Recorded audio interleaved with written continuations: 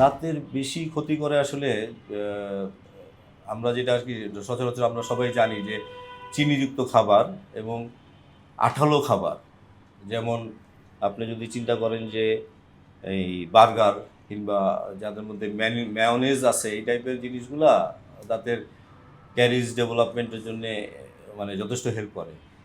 তো এই জিনিসগুলো আসলে চিনিযুক্ত খাবার, কোমল পানীয় এগুলো যদি অ্যাভয়েড করা যায় ক্যারিজ ডেভেলপ প্রিভেন্ট করা সম্ভব।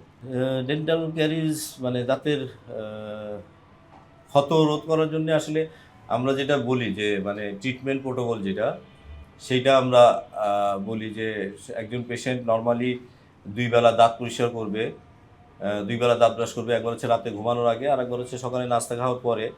কারণ নাস্তা খাওয়ার পরে করলে এই দাঁতটা অনেক সময় ধরে পরিষ্কার থাকে।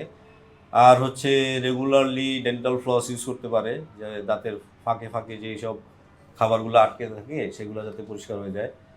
আর তারপরে বছরে একবার ডেন্টাল ডাক্তারের কাছে তার কনসাল্ট নেওয়া উচিত, একবার দেখানো উচিত।